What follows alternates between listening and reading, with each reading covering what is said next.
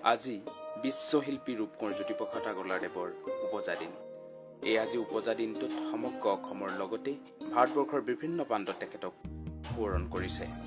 1930 চনৰ আজি দিনটোতে ধৰালৈ নমা এইগৰাকী মহান শিল্পীৰ অসমীয়া সংগীত জগতলৈ যি অনবদ্য অৱদান, সেই কথা সকলোৱে অৱগত।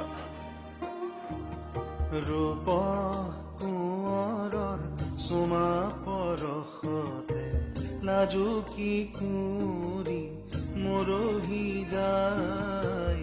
ৰূপ কোঁৱৰৰ চুমা এইগৰাকী মহান শিল্পীয়ে জন্মগ্ৰহণ কৰিছিল ডিব্ৰুগড় তামোলবাৰী চাহ বাগিচাত।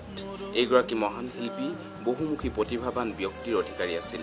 তেখেত আছিল গীতিকাৰ, সুৰকাৰ, নৃত্যকাৰ আৰু বোলছবি নিৰ্মাতা। এইগৰাকী মহান শিল্পীয়ে অসমীয়া নাট্য সাহিত্যৰ ভঁৰালো চহকী কৰি থৈ গৈছে।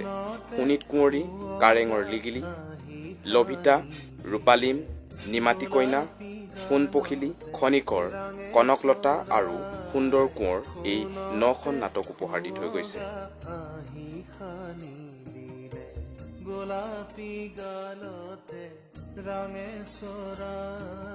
ৰূপকোঁৱৰ জ্যোতিপ্ৰসাদ আগৰৱালাদেৱে অনিৰুদ্ধ আৰু ঊষাৰ মিলনৰ কাহিনীৰ আধাৰত তেখেতৰ প্ৰথমখন নাটক সোণিত কুঁৱৰী ৰচনা কৰিছিল।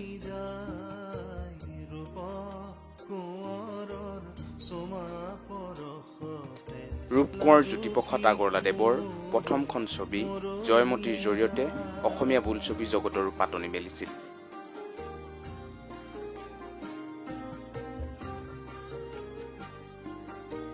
অসমৰ কাব্য জগতত আগৰৱালাদেৱ চিৰকালৰ বাবে উজ্জ্বল নক্ষত্ৰ। তেখেতৰ কবিতাসমূহ প্ৰকাশ পাইছে জাতীয়তাবাদী ভাৱধাৰা, বিপ্লৱী ভাৱধাৰা, মানৱতাৰ চেতনা, আধুনিক চেতনা আদি।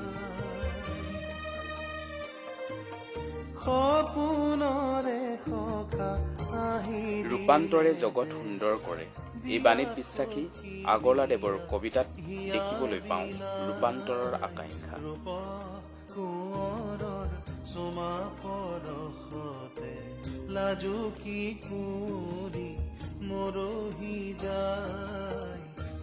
এইগৰাকী অসমীয়া আইৰ সুযোগ্য সন্তান ৰূপকোঁৱৰ জ্যোতিপ্ৰসাদ আগৰৱালাদেৱৰ জন্মবাৰ্ষিকী আমি নিউজে সুৱনশ্ৰী পৰিয়ালৰ তৰফৰ পৰাও একাজলি শ্ৰদ্ধা নিবেদন কৰিছোঁ।